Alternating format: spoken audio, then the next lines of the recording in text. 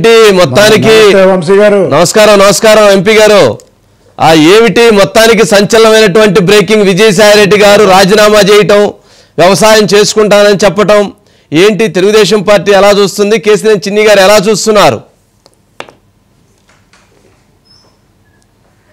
ముందుగా ఒక్కటి మనందరం ఎప్పుడో అనుకున్న విషయం ఎందుకంటే రాష్ట్ర ప్రజలకు ఎప్పుడో అర్థమైంది కానీ ఈ నాయకులకి ఇంకా అర్థం అవ్వలేదేంటా అని కొంచెం ఆశ్చర్యం అనిపించేది మాకు కాదు ఇప్పుడు నాయకులకు కూడా అర్థమవుతుంది అనమాట జగన్ ఒక వైఖరి చూస్తుంటే నిజంగా వైసీపీలో నంబర్ 2 అని చెప్పుకునే విజయసాయి రెడ్డికి కూడా ఇవాళ అర్థమైపోయింది జగన్ యొక్క నేచర్ రాష్ట్ర ప్రజలకు ఎప్పుడో అర్థమైపోయింది వీళ్ళకి ఇంకా ఏంటంటే ఇంకా ఏమన్నా మారుతాడో లేకపోతే ఏమన్నా మారుద్దాం అనుకున్నారో లేకపోతే అమాయకత్వమో ఇంకోటో కానీ ఇన్ని రోజులు లేటుగా వీళ్ళందరికీ అర్థమై ఉన్న నాయకులందరూ ఖాళీ అయిపోయి రేపు జగన్ రెడ్డి మరియు భారతీ రెడ్డి గారు ఇద్దరే మిగులుతారు ఈ పార్టీలో ఇంకెవ్వరూ కూడా మిగలరు పార్టీని ప్రజలు ఏ విధంగా దూరం అయిపోయారో రాష్ట్ర వాళ్ళు ఉన్న మిగిలిన నాయకులకు కూడా ఎలక్షన్లు అయినాక ఈయన మారుతాడని అనుకుని ఉండొచ్చు పాపం ఆయన మారే పరిస్థితి అయితే వాళ్ళకేమీ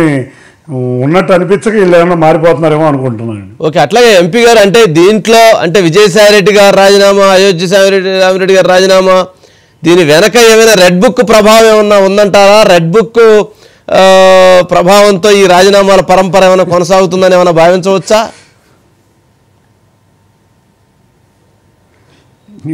రెడ్ బుక్ ప్రభావం వాళ్ళు కనుక నిజంగా అన్యాయం చేసి దారుణాలు చేస్తే రెడ్ బుక్ ప్రభావం రేపు రాజీనామా చేసినా కూడా ఉంటుంది కాబట్టి అది కూడా ఒక ప్రభావం ఉండొచ్చు. లోకేష్ గారి యొక్క రెడ్ బుక్ ప్రభావం కూడా తప్పకుండా ఉంటుంది. ఎందుకంటే చెప్తానే ఉన్నాం ఎవరైతే అన్యాయం చేశారో ఎవరైతే అక్రమాలు చేశారో వదలమని చెప్తున్నాం. తప్పకుండా రెడ్ బుక్ ప్రభావం కూడా ఉండొచ్చు. అంతేకాకుండా జ్ఞానోదయం కూడా అయిందేమో ఏ జగన్ అనేవాడు ఇంతవరకు ఇట్లాగే ఉంటాడు, ఏ మారడు, రాష్ట్ర ప్రజలు మనల్ని ఆదరించరు, మనం ఉండి కూడా డబ్బులు ఖర్చో లేకపోతే ఇంకో ఖర్చో తప్పితే మనం అధికారంలోకి కాదు కదా దగ్గరలోకి కూడా రాలేమని అలా జ్ఞానోదయం అయి ఉండొచ్చు. తప్పకుండా రెడ్ బుక్ ప్రభావం అయితే తప్పకుండా ఉండే ఉంటుంది. కాదండి ఎంపీ గారు, అంటే జనరల్గా ఇప్పుడు జరుగుతున్న పరిణామాల్లో జగన్మోహన్ రెడ్డి గారు ఒంటరివారు అయిపోయారు, 11 సీట్లతో చాలా తక్కువ పరిమితం అయిపోయారు. మరి అధికారాన్ని అనుభవించినటువంటి విజయసాయి రెడ్డి గారు, అధికారాన్ని అనుభవించిన అయోధ్య రామిరెడ్డి గారు, వీళ్ళందరూ ఒక్కసారిగా ఒంటరివాడిని చేసి వెళ్ళిపోతే ఏంటి పరిస్థితి? ఏమైపోవాలి పార్టీ, వైఎస్ఆర్సీపీ పార్టీ? అదే కదా ఇందాకే చెప్పాం, భారతీ రెడ్డి గారు జగన్ రెడ్డి గారే మిగులుతారు. మిగతా నాయకులు అనేవాళ్ళు ఎవరు కూడా సర్దుకుంటూ మొదలు పెడతారు. ఎందుకంటే ఇతను మారడు, ప్రజలు ఆదరించే పరిస్థితి లేదు. ఇవాళ తెలుగుదేశం పరిపాలన అద్భుతంగా ఉంది, తెలుగుదేశం ప్రజల్లోకి వెళ్తుంది. మనం కానీ తెలుగుదేశమే కాదు ఎన్డీఏ కూటమి అద్భుతంగా పనిచేస్తుంది. పవన్ కళ్యాణ్ గారు కూడా బ్రహ్మాండంగా ఉన్నారు అని వాళ్ళ కూడా భావన కలిగి మనం రాజకీయాల్లోంచి తప్పుకుంటే బెటరు. ఈ రాజకీయాల్లో కూడా ఉన్నాం. మీరు ఇంకో ట్వీట్లో మీరు అబ్జర్వ్ చేస్తే ఆఖరికి జగన్ రెడ్డికి థ్యాంక్స్ చెప్పలా, చూస్తే ఆశ్చర్యకరంగా ప్రధానమంత్రి గారికి అమిత్ షా గారికి థ్యాంక్స్ చెప్పారంటే అతనిలో ఉన్న జగన్ని వాళ్ళు కూడా ఏ విధంగా చేత్కరించుకుంటున్నారో మీకు అర్థమవుతుంది. చూస్తుంటే మీరు ట్వీట్లో జగన్ రెడ్డి పేరు థ్యాంక్స్ చెప్పడం లేకపోతే ఎక్కడ మెన్షన్ కూడా చేయడం జరగలేదు. లేదు, మెన్షన్ చేశారండి. ఆయన మెన్షన్ చేసిన దాంట్లో ఏం చేశారంటే జారుకుంటున్నారు. 2 సార్లు రాజ్యసభ ఇచ్చారు, అందుకు ధన్యవాదాలు తెలియజేస్తున్నాను. నా పార్టీ ఇంత అభ్యున్నతికి కారణమైనటువంటి షర్మిలమ్మకి భారతీయమ్మకి కృతజ్ఞతలని కూడా చెప్పారు దాంట్లో. సరే, అట్లాగే అంటే ఇప్పుడు ఈ రాజీనామాల పరంపరలో తెలుగుదేశం పార్టీ వ్యూహం ఏమైనా ఉందా? ఏమైనా వెనకమాల నుంచి ఏమైనా అటువంటి కథ ఏమైనా నడిపారా? అసలు మాకు అవసరమే ఉందండి. మేము అసలు ప్రజల సమస్యల మీద, అందులో రాష్ట్ర సమస్యల మీద, అందులో పట్టుబడులు ఏ విధంగా తేవాలి అని విదేశాల్లో మా ముఖ్యమంత్రి గారు కానీ, మా యువ నాయకుడు కానీ, మా పవన్ కళ్యాణ్ గారు కానీ అందరం కూడా రేపు రాబోయే బడ్జెట్లో రాష్ట్రానికి ఏ విధంగా కేంద్రం నుంచి సహాయం తీసుకోవాలని కేంద్ర మంత్రులతో మేము అందరం కూడా చర్చించుకుంటా ఈ డబుల్ ఇంజన్ సర్కార్లో ఆంధ్రప్రదేశ్ని ముందుకు తీసుకెళ్లే పరిస్థితిలో మేముంటే ఈ రాజకీయాలు ఇవన్నీ మేము ఆలోచించే దృష్టిలో లేము. అది ఎట్లాగో కకావికలం అయిపోతుంది పార్టీ అని మాకు ముందే తెలుసు. కాబట్టి మేమందరం కూడా రాష్ట్ర శ్రేయస్సు కోసం, రాష్ట్ర అభివృద్ధి కోసం 20 లక్షల ఉద్యోగాలు ఏ విధంగా ఇవ్వాలి, పెట్టుబడులు ఏ విధంగా రావాలి, రాష్ట్రాన్ని అగ్రగ్రామంగా ఏ విధంగా తీసుకెళ్లాలనే మీద ఉన్నాం. కానీ ఇటువంటి ఎప్పుడో ప్రజలు ఏమనిచ్చారంటే ఎన్ని ఉత్తర్వులు లేకలేవు అలా తీర్పిచ్చారు. ఈ నాయకుల వల్ల ఒరిగేదేమీ లేదు. ఇటువంటి వాళ్ళని మేము వెనక నుంచి చేయాల్సిన పని లేదు, ఇంకోటి లేదు.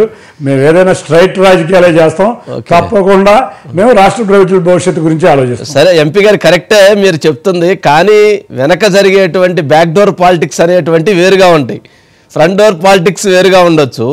అంటే ఢిల్లీలో అంటే జరుగుతున్న పరిణామాల్లో సరే ఇప్పుడు ఈ ఎంపీలు అందరూ భారతీయ జనతా పార్టీలో చేరిపోతే మరి అక్కడ ఆటోమేటిక్ ఎంపీలు అందరూ చేరిపోయినప్పుడు ఆ పార్టీకి సంబంధించినటువంటి మెజారిటీ వెళ్ళిపోయినప్పుడు ఆటోమేటిక్గా అక్కడ పార్టీ వాళ్ళలో మెర్జ్ అయిపోయినట్టే కదా. అట్లా ఇక్కడ 11 మంది ఉన్నారు. సరే జగన్మోహన్ రెడ్డి గారు రారనుకోండి, 10 మంది ఉంటే అందుట్లో మెజారిటీ వచ్చేస్తే ఇక్కడ కూడా మెర్జ్ అయిపోతే మరి వైఎస్ఆర్సీపీ పార్టీ పరిస్థితి మనుగడే ఉండేటువంటి పరిస్థితి ఉండదు కదా. మరి అట్లాంటి వ్యూహం ఏమైనా ఢిల్లీలో ఎవరైనా భారతీయ జనతా పార్టీ నాయకులు ఏమైనా చేస్తున్నారా, ఎవరైనా అటువంటి దిశగా అడుగులు వేస్తున్నారా ఏంటి? ఇవాళ నాయకుల్లో నాయకత్వం మీద నమ్మకం పోయింది. నాయకుడిని నమ్మే పరిస్థితిలో కూడా నాయకులు లేరు. మొన్నటిదాకా ప్రజలే నమ్మలేదు. ఇప్పుడు వాళ్ళ పార్టీ వాళ్ళే రాజకీయ నాయకులు ఎవరో కూడా ఆయన్ని నమ్మే పరిస్థితిలో లేరు. ఎవ్వరో దీన్ని ఆలోచించాల్సిన పని లేదు. యథావిధిగా అతను అనుసరించే విధానాలు ఇప్పటికీ కూడా అతను మారలా. మీరు చూస్తే ఇప్పటికి కూడా అన్ని అబద్ధాలే చెబుతున్నాడు, ఏది నిజం చెప్పట్లా. ఇంకా తను ఏదో దైవాంశ సంభూతుడిలాగా ఒక ముఖ్యమంత్రి లాగా ఫీల్ అవుతున్నాడు. ఎక్కడా కూడా అతను నేను ఓడిపోయాను, ఎందుకు ఓడిపోయాను అని ఎనాలిసిస్ కూడా చేసుకునే పరిస్థితిలో వాళ్ళు లేరు. కాబట్టి నాయకులు ఎవ్వరూ మిగలరు. ఇక్కడ ఎవ్వరూ డిసిగ్నిటేట్ చేయాల్సిన పని లేదు. పార్టీలో ఎవ్వరూ కూడా మిగలకుండా పార్టీ అనేది భూస్థాపితం ఖాయం. ఒక రాబోయే 2-3 నెలల్లో ఈ పార్టీ అనేది నిలబడరు. మొన్న ఎమ్మెల్యేలు అంతేకాకుండా ఎంపీలు మీరు చూస్తే విజయసాయి రెడ్డి గారు అయితే రాజకీయాల్లోంచే వెళ్ళిపోయాడు. మేము కనుక ఏదో బ్యాక్డోర్ పాలిటిక్స్ చేస్తే ఏదో మా పార్టీలోకి వస్తామో ఇంకోటో ఏదో బీజేపీలోకి వస్తామో చేస్తే జరిగేదేమో, కానీ రాజకీయాల్లోంచే విరమించారంటే ఆలోచించాలండి. ఎంపీ గారు నాకు అర్థం బ్యాక్డోర్ పాలిటిక్స్ కాదు, వీళ్ళకి అర్థమైపోయింది. మేము నాకు అర్థం కానటువంటి విషయం ఏంటంటే నా మీద ఎవరు ఒత్తిడి లేదన్నారు, నన్ను ఎవరు ఇబ్బంది పెట్టలేదన్నారు, నా అంతటా నేనుగా రిజైన్ చేస్తున్నా అన్నారు, అందరికీ ధన్యవాదాలు తెలియజేశారు, అందరికీ కృతజ్ఞతలు తెలియజేశారు, నేను వ్యవసాయం చేసుకుంటా అన్నారు. వ్యవసాయం చేసుకునే దానికోసం ఇప్పుడు రిజైన్ చేయాల్సిన అవసరం ఏంటండి?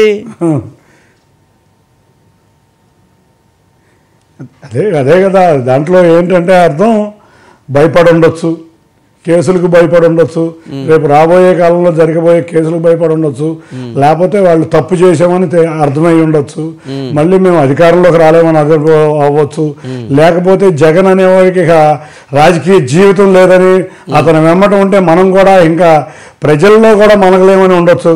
ఇటువంటి ఎన్నో రీజన్ల వల్ల అతను వ్యవసాయం చేసుకుందాం అనుకుంటున్నాడు, వెళ్ళిపోనివ్వాలి. అంతేకాకుండా ఇవాళ అతను ఒకడే కాదు, మొత్తం ఎంపీలుగా కాదు ఎమ్మెల్యేలు కూడా ఇదే విధంగా ఆలోచిస్తున్నారని మాకు ఒక సమాచారం అందుతుంది. తప్పకుండా జగన్ రెడ్డి ఒక ఎమ్మెల్యేగా మిగులుతారు. కాకపోతే ఎంపీల్లో ఏమన్నా వాళ్ళ తమ్ముడు ఏమన్నా ఉంటే ఉంటాడేమో, కానీ మొత్తం ఇక్కడ టోటల్గా వైసీపీ అనేది మొత్తం అనేది రాజ్యసభలో కానీ లోక్సభలో కానీ అసెంబ్లీలో కానీ ఉండట్లేదనే మాకు అక్కడ ఉన్న నాయకుల యొక్క వచ్చే సమాచారాన్ని బట్టి అర్థం ఉంది. తప్పకుండా వైసీపీ అనేది భూస్థాపితం కాబోయే పార్టీ. దీని గురించి పెద్ద ఎవరో కూడా ప్రజలు అసలు నమ్మగలిగే పరిస్థితిలో కూడా లేకపోయినప్పుడు ఏం చేయగలరు పాపం, అతని పరిస్థితి అది. తప్పకుండా ఇంకొకసారి మనం వైసీపీని మనం భూస్థాపితంగా చూడబోతున్నాం. అంటే జనరల్గా ఎంపీ గారు ఇక్కడ చిన్న డౌట్ ఏంటంటే ఆయన కేసుల్లో జగన్మోహన్ రెడ్డి గారికి సంబంధించినటువంటి సిబిఐ కేసులు, ఈడీ కేసులు అన్నిట్లో ఆయన A2గా ఉన్నారు దాదాపు 16 కేసుల్లో. మరి 16 కేసుల్లో A2గా ఉన్న వ్యక్తి ఇప్పుడు ఆయన పార్టీకి రిజైన్ చేశారు. ఇప్పుడు ఆయన అప్రూవర్గా మారితే ఏంటి పరిస్థితి? అంటే ఆయన రాజకీయంగా తప్పుకున్నారు, ఇంక జగన్మోహన్ రెడ్డి గారితో పని లేదు, కేసులు హీరింగ్కి వచ్చినాయి, ఆయన అప్రూవర్గా మారితే ఏంటి పరిస్థితి? ఏం జరిగిద్ది, ఏం జరగబోవచ్చు? మనందరికీ తెలిసిన విషయమే కదా, అప్రూవర్గా మారితే నిజాలన్నీ బయటకు వస్తాయి. తప్పకుండా ఎవరైతే తప్పు చేశారో ఆ శిక్ష 100% పడబోతుంది. అతను అప్రూవర్గా మారినా మారకపోయినా ఆల్రెడీ సాక్ష్యాలు సాధించారు. కాకపోతే వ్యవస్థలో ఉన్న కొన్ని లోపాలను పెట్టి అడ్డు పెట్టుకుని వాళ్ళు ఎన్ని రోజులు కూడా పెండింగ్లో కేసులు పెడుతున్నారు. దాని గురించే రఘురామకృష్ణరాజు గారు కూడా కేసులు ప్రతినిత్యం సుప్రీంకోర్టులో పిటిషన్ వేసి గత 10 సంవత్సరాల నుంచి కేసులు రాలేదని పోరాడుతున్నారు. అందరికీ అర్థమైపోయింది ఇది మునిగిపోతున్నారని. కాబట్టి ఆయన అప్రూవర్గా మారితే ఇంకేముంది, మొత్తం కేసులన్నీ కూడా ఫాస్ట్ ట్రాక్ లో వెళ్ళి దోషులకి శిక్ష పడబోతుంది, మనకు అర్థమవుతుంది. కాబట్టి అప్రూవ్గా మారాలని కోరుకుంటున్నాం. నిజంగా తప్పులన్నీ ఒప్పుకోవాలి. ఒప్పుకుని ఎవరైతే సిబిఐ కేసుల్లో కానీ ఈడీ కేసుల్లో కానీ దోషులుగా ఉన్నారో శిక్ష పడాలి అని రాష్ట్ర ప్రజలే అందరూ ముక్తఖండంతో ఎదురు చూస్తున్నారు. తప్పకుండా అది జరుగుతుందని ఆశిస్తున్నాం. ఓకే, అంటే ఇప్పుడు ఈ పరిణామాల నేపథ్యంలో ఎంపీ గారు అంటే అరబిందోకు సంబంధించి కేవీ రావు గారి పోర్టు లాక్కోవటం, ఆ వివాదంలో ఆయన కంప్లైంట్ ఇవ్వటం, సిఐడి కేసు నమోదు చేయటం, ఈడీ పిలవటం విజయసాయి రెడ్డి గారిని, విక్రాంత్ రెడ్డి గారిని, ఈ పరిణామాల నేపథ్యంలో ఆ షేర్స్ ట్రాన్స్ఫర్ కావటం, ఈ రాజీనామా జరగటం, ఇవన్నీ చూస్తే ఈ కేసు ప్రభావం చాలా తీవ్రంగా ఉంది. ఈ కేసులో జరిగినటువంటి అవకతవకలు, బెదిరింపులు, దౌర్జన్యాలు, ఈ లాక్కోవటం, వీటన్నిటి నేపథ్యంలో మెడకు ఉచ్చు బిగుస్తుంది. లేనిపోయింది ఈ కేసులు ఇరుక్కుపోతున్నాం అనే భయంతో ఏమైనా ఇటువంటి పొలిటికల్ గేమ్ ఆడుతున్నారా?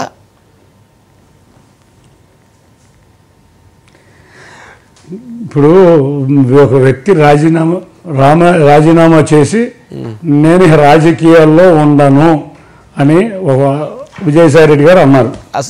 విజయసాయి రెడ్డి గారి మాటలకి అర్థాలే కాదని ఎంపీ గారు, విజయసాయి రెడ్డి గారి మాటలకే అర్థాలు వేరులే అంటారు. ఎందుకంటే ఆయన ఏది నిజం చెప్పడు, ఏది వాస్తవం మాట్లాడడం, అంటే అందుకని డౌట్. అవును, వాస్తవాలు మాట్లాడరు, ఏది నిజం చెప్పరు, ఎస్కేప్ కూడా అదే విధంగా అవుతారు. మీరు చూస్తే ఎప్పుడన్నా ఏదైనా ఇబ్బందికరమైన పరిస్థితులు వస్తే ఏ విధంగా పక్కకి వెళ్ళిపోదాం, తప్పించుకుందాం అనేది చూస్తూ ఉంటాడు విజయసాయి రెడ్డి గారు. కాబట్టి ఇది కూడా ఒక తను ఎట్లాగో మునిగిపోతున్నాం అని తెలిసి తప్పించుకోవడానికి కూడా ఇది ఒక ఉపయోగపడుద్ది. నేను ఎప్పుడుగా మాట్లాడితే నేనన్నా బయటపడతానని అనుకుంటున్నారేమో, మరి అది కూడా ఒకటి అయి ఉండొచ్చేమో నా అనుమానం. ఓకే, అంటే ఇప్పుడు జగన్మోహన్ రెడ్డి గారికి రాబోయే కష్టాలు ఎలా ఉండబోతున్నాయి అంటారు? ఎలా ఉండేటువంటి పరిస్థితులు ఉంటాయి? ఇవాళ జగన్మోహన్ రెడ్డి అంటే ప్రజలు లేరు, ఆల్రెడీ స్పష్టంగా అర్థమవుతుంది. ఇవాళ ఉన్న అతి కొద్ది మంది నాయకులు కూడా వాళ్ళకు కూడా జగన్ రెడ్డి పరిస్థితి అర్థమైపోయింది. ఇతను ఏదో మారుతాడేమో అని వాళ్ళు తలంచి ఉండొచ్చు. ఎందుకంటే ఇవాళ తెలుగుదేశం కానీ, జనసేన కానీ, భారతీయ జనతా పార్టీ కానీ ఎవరైతే కేసుల్లో ఉన్నాళ్ళో, ఎవరైతే అక్రమాలు చేశారో ఇటువంటి వారిని చేర్చుకునే పరిస్థితులు లేవు. కాబట్టి ఈయన ఏమన్నా మార్చి మళ్ళీ ఏదో ప్రజల్లో ఫైట్ చేద్దామని అనుకుని ఉండొచ్చు. అది కూడా వారి ఆశలన్నీ అడియాసలు అవుతున్నాయి. కాబట్టి అందరు నాయకులు తప్పుకుంటున్నారు. రేపు వైసీపీ మునిగిపోయే నౌకని వాళ్ళకి అర్థమవుతుంది. కాబట్టి మునిగిపోయే నౌకలో ఉండటం కన్నా రాజకీయాల్లోంచి తప్పించుకుని ప్రజల ఆగ్రహాలను తప్పించుకుందామనే మూడ్లో ఎవరికాళ్ళు రాజకీయాల నుంచి కూడా తప్పించుకుంటూ ఉండొచ్చు. కాబట్టి రేపు రాబోయే కాలంలో కేసుల వైజ్గా కానీ, రాజకీయంగా కానీ, అంతేకాకుండా అన్ని విధాలా ఇరుక్కుని ఉన్నారు జగన్ రెడ్డి గారు. కాబట్టి వారు కేసుల్లోంచి బయటపడలేరు. రాజకీయ జీవితంలో మళ్ళీ ఎమ్మెల్యే అయ్యే పరిస్థితి కూడా ఉండదేమోనని అందరూ అనుకుంటున్నాం. తప్పకుండా ఒక్క జగన్ రెడ్డి కూడా ఎమ్మెల్యే అవ్వలేని పరిస్థితిలో ఆ పార్టీ ఉండబోతుంది. ఓకే, అట్లాగే అంటే ఎంపీ గారు జనరల్గా ఒక అంశం, నాకు డౌట్ జనరల్గా 2014 నుంచి 2019 వరకు తెలుగుదేశం పార్టీ అధికారంలో ఉంది. ఆ టైంలో ఎన్డీఏతో మీ అలయన్స్ ఉంది. 2017 టైంలో విజయసాయి రెడ్డి గారు బీజేపీలోకి చొరబడి ఎంపీఎం కార్యాలయంలో తిరిగి మొత్తానికి అక్కడ గ్యాప్ తీసుకొచ్చి మీకు ఆయనకు పొలిటికల్ క్రీడ చేయటంతో ఆ రోజు టీడీపీ బీజేపీ విడిపోయినాయి. మరలా ఇప్పుడు అలాంటి ఇంకొక రాజకీయ క్రీడ చెయ్యబోతున్నారేమో అని ఎందుకు అనుకోవచ్చు కదా. ఆయన పొలిటికల్ గేమ్ అయ్యి ఉండొచ్చు కదా. జగన్మోహన్ రెడ్డి గారిని కాపాడటం కోసం తను ఈ రకమైన వ్యూహానికి అడుగులు వేసి ఉండొచ్చేమో కదా. జగన్ రెడ్డిని ఎవ్వరూ కాపాడలేరు. ఇవాళ విజయసాయి రెడ్డి కాదు కదా, ఎవ్వరూ కూడా చట్టాల ముందు ఎవ్వరూ అతీతులు కారు. ఆ రోజు జరిగిన ఇన్సిడెంట్స్ ప్రకారం మేము పాలసీ మేకర్లో ఎక్కడో మా అధినాయకుడు చిన్న ఇబ్బందుల వల్ల ఏదో ఇది జరిగింది, కానీ ఇవాళ మేము చూస్తే రాష్ట్ర ప్రయోజనాలు మాకు చాలా ముఖ్యం. ఆ రాష్ట్ర ప్రయోజనాల నిమిత్తం 3 పార్టీలు కూడా కలిసి వెళ్తున్నాం. వాళ్ళ బీజేపీలో కూడా చూస్తే ఇటువంటి అవినీతి పరులను ఎవరిని కూడా బీజేపీ పార్టీ కూడా రానివ్వట్లేదు. ఎప్పుడు కూడా బీజేపీ పార్టీ పాలసీ అదే, అవినీతి పరులను ఎంకరేజ్ చేసే పార్టీ కాదు. కానీ ఆ రోజు వ్యవస్థలో ఉన్న లోపాలని అడ్డు పెట్టుకున్నారు, కానీ ఆ రోజు కూడా భారతీయ జనతా పార్టీని వాళ్ళు మభ్యపెట్టి చేసింది కాదు. వాళ్ళు ఉన్న వ్యవస్థలో ఉన్న లోపాలను అడ్డు పెట్టుకుని వాళ్ళు కొంచెం రిలీఫ్ పొందారు కోర్టుల్లో. అంతేగాని భారతీయ జనతా పార్టీ వాళ్ళకి ఏ రోజు కూడా సపోర్ట్ చేసింది ఎవరూ అనుకోవట్లేదు, చేయదు కూడా. ప్రధాని మోడీ గారి నాయకత్వంలో ఇవాళ కొద్దిగా రిలీఫ్ కాదనుకుంటా. 5 సంవత్సరాల 7 నెలల పాటు కోర్టుకి వెళ్లకుండా 16 సిబిఐ ఈడీ కేసుల్లో కోర్టుకి వెళ్లకుండా తిరుగుతున్నారు అని అంటే, గొప్పగా మళ్ళీ గర్వంగా చెప్పుకొని తిరుగుతున్నారంటే సామాన్యమైన విషయం కాదు కదా అది. అదే సార్ నేను అనేది, అది ఎన్డీఏ ప్రభుత్వం చేసిన అడ్వాంటేజ్ కాదు, వ్యవస్థల్లో ఉన్న లోపాలను అడ్డు పెట్టుకుంటున్నారు. ఎక్కడికక్కడ మీరు చూస్తే ఎంతో మంది జడ్జిలు ట్రాన్స్ఫర్లు కూడా అవుతున్నాయి. వ్యవస్థల్లో ఉన్న లోపాలను అడ్డు పెట్టుకుని వాళ్ళు ప్రయాణం సాగిస్తున్నారు. కానీ భారతీయ జనతా పార్టీ కానీ మిగతా ఏ పార్టీలు కూడా అటువంటి విషయాలకి సహకరించలేదు. సరే, విజయసాయి రెడ్డి గారు కనుక బీజేపీలోకి అంటే వ్యవసాయం చేసుకుంటానంటున్నారు. వ్యవసాయం చేసుకునేటువంటి క్రమంలో మళ్ళీ బీజేపీ నుంచి ఆహ్వానం, లేకపోతే బీజేపీకి వెళ్ళాలనిపించో అంటే మళ్ళీ అటుపోయి చేరాడు అనుకోండి, చేర్చుకుంటారా? బీజేపీ వాళ్ళు చేర్చుకునే అవకాశం ఉందా ఆయన్ని? సార్ మాకు 3 పార్టీలకి మంచి కోఆర్డినేషన్ ఉంది. మొన్నే కోఆర్డినేషన్ కమిటీ కూడా పెట్టుకున్నాం. ఎవరైనా వ్యక్తుల్ని పార్టీల్లో చేర్చుకోవాలి అనుకుంటే ఒకళ్ళు ఇబ్బంది పడితే అందరం కూర్చుని మాట్లాడుకుని డిసైడ్ చేద్దామని 3 పార్టీలు అనుకుని అదే దిశగా నడుస్తున్నాయి. కాబట్టి ఎవరినన్నా బీజేపీలో చేర్చుకోవాలన్నా, ఎవరినన్నా టీడీపీలో చేర్చుకోవాలన్నా, జనసేనలో చేర్చుకోవాలన్నా కోఆర్డినేషన్ కమిటీ ముందుకెళ్ళి అక్కడ అప్రూవల్ అయ్యి వస్తే గానీ చేర్చుకునే పరిస్థితి వాళ్ళు లేదు. కాబట్టి అటువంటి ప్రయత్నాలు చేసుకున్నా కూడా అవి ఫుల్ఫిల్ అవ్వని మాకు తెలుసు. అందుకే వారికి అవన్నీ అర్థమయ్యే పార్లమెంట్ సభ్యత్వానికి రాజీనామా చేస్తున్నాను, నేను రాజీనామా చేసి వ్యవసాయం చేసుకుంటాను, తప్పకుండా రాజకీయాల నుంచి తప్పుకుంటున్నానని ఆయన రకంగా స్టేట్మెంట్ ఇచ్చి ఉండొచ్చు అని మేము అనుకుంటున్నాం. ఓకే ఎంపీ గారు, అట్లాగే సరే నాకు ఇంకొక చిన్న సందేహం అండి. 3 సంవత్సరాల 4 నెలలు పదవి, ఎంపీ పదవి, పార్టీ ఫ్లోర్ లీడరు, మరి ఆయన ఏదో చాలా కమిటీల్లో ఉన్నాడు. మరి అవన్నీ అసలు ఎలా వదులుకుంటారండి? అక్కడ ఆయన నాకు ఎటువంటి ఒత్తిళ్లు లేవు, ఎటువంటి ఇబ్బంది లేదని చెప్పని అసలు అక్కడ ఏదో ఉంది అది ఏమై ఉండొచ్చు? అదే ఎటువంటి ఒత్తిళ్లు లేవు, ఎటువంటి ఇబ్బందులు లేవు అని ఆయనే చెప్తున్నారు కదా. అంటే ఆయనకి జగన్కి పట్ల ఎక్కడో తేడా వచ్చి ఉండొచ్చు. ఎక్కడ తేడా వచ్చింది అనుకుంటున్నారు? ఈ విధంగా అయిపోద్ది అని ఒక భయం వేసి ఉండొచ్చు. కాబట్టి వాళ్ళ మధ్యలో మరి ఏం జరిగిందో, మరి పార్టీలో ఏం జరిగిందో, నాయకులు వెళ్ళిపోతున్నారు, ప్రజలు మనం చీకొట్టారు. ఎంపీ గారు, మీకు సమాచారం ఉండిద్ది ఎంతో కొంత మీకు సమాచారం ఉండిద్ది. ఏమై ఉండిద్ది అంటే అంత భయపడాల్సిన పరిస్థితి విజయసాయి రెడ్డి గారికి ఎందుకు వచ్చి ఉండిద్ది? ఎందుకు ఆయన అంత బలమైన నిర్ణయం? అంటే రాజ్యసభ అంటే ఇంకా 3 సంవత్సరాల 6 నెలలు ఉంది. మరి అలాంటి పదవిని వదిలిపెట్టుకొని అన్ని వదిలిపెట్టుకొని వెళ్ళిపోయాడంటే ఏదో ఉండిద్ది. అది ఏమై ఉండిద్ది? అదే మరి ఆయన ఏం చెప్పాలి. ఎందుకంటే ఆయన నన్ను భయపడలేదు, ఎటువంటి ఒత్తిళ్ళు లేవు. నాకు చంద్రబాబు నాయుడు గారితో రాజకీయ విభేదాలే కానీ వేరే విభేదాలు లేవు, కుటుంబంతో విభేదాలు లేవు. అలాగే పవన్ కళ్యాణ్ గారు నాకు మంచి మిత్రుడు. ఇవన్నీ మరి ఇప్పుడు చెప్తున్నారు. మరి ఇన్ని రోజులు గుర్తురాని విజయసాయి రెడ్డి గారికి ఇవన్నీ గుర్తొచ్చినాయి అంటే మరి ఆయనకి మరి అంత బాధ కలిగించిన విషయాలు ఆ పార్టీలోనే జరిగినాయేమో, లేకపోతే నిజమైన మనం ఈ సునామీలో కొట్టుకుపోతామని అనుకున్నాడేమో. మాకైతే తెలియట్లేదు. మాకైనా సమాచారం ఉంటే తప్పకుండా మీకన్నా ముందు ఎవరికైనా తెలియజేస్తాం. మాకు కూడా నిజంగా అంటే పార్టీలో ఎవరు నాయకులు మిగలరు అనుకున్నాం కానీ ఫస్ట్ వికెట్ నెంబర్ 2 అయిపోతుందని మేము అనుకోలేదు. అన్నిట్లో నెంబర్ 2. పాపం విదేశాలకి పర్మిషన్ అడిగాడంట కోర్టు అనుమతి. కేసుల్లో నెంబర్ 2, ఆర్థిక వ్యవహారాలు చూడటంలో నెంబర్ 2, పార్టీలో నెంబర్ 2, వాళ్ళ పార్లమెంటరీ పార్టీ లీడరు, అంతేకాకుండా అన్ని కమిటీల్లోనూ ఆయనే.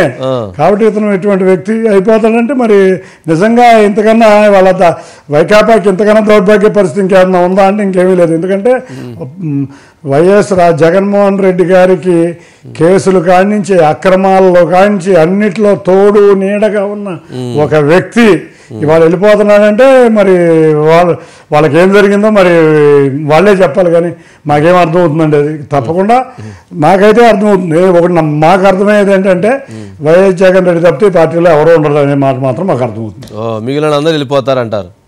ఓకే, రైట్ ఎంపీ గారు. లాస్ట్ అంటారా? తప్పకుండా. ఓకే, అంటే ఇటువంటి రాజకీయ పరిణామాలను తెలుగుదేశం పార్టీ కూడా జాగ్రత్తగా ఉండాలేమో కదా, అప్రమత్తంగా.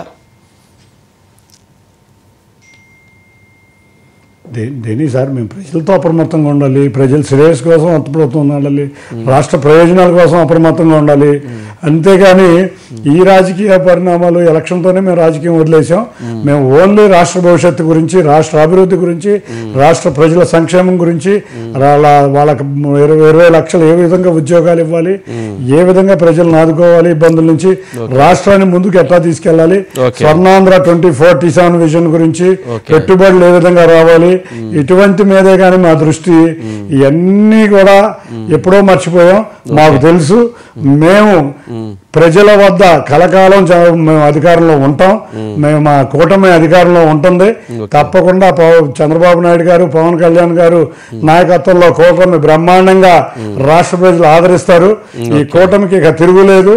అంతేకాకుండా మోడీ గారి సహాయంతో రాష్ట్రం కూడా అభివృద్ధి చెందుతుంది. డబుల్ ఇంజిన్ సర్కార్ మరింత ముందుకు ఈ రాష్ట్రం ఏ విధంగా తీసుకెళ్లాలో మేము అదే కృషి చేస్తున్నాం. కానీ ఇటువంటి విషయాల్లో మేమెందుకు అప్రమత్తంగా ఉండాలి? మాకు తెలుసు. మేము అంటే రాజకీయాలు నాయుడు గారు అంటే నిరంతరం 18 గంటలు పనిచేస్తా.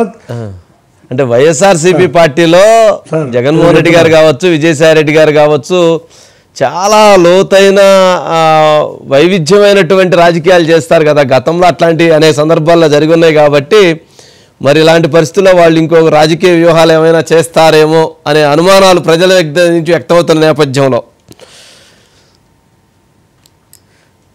ఒక్క విషయం సార్, ప్రజలందరూ ఈ డ్రామాలన్నీ చూసేశారు.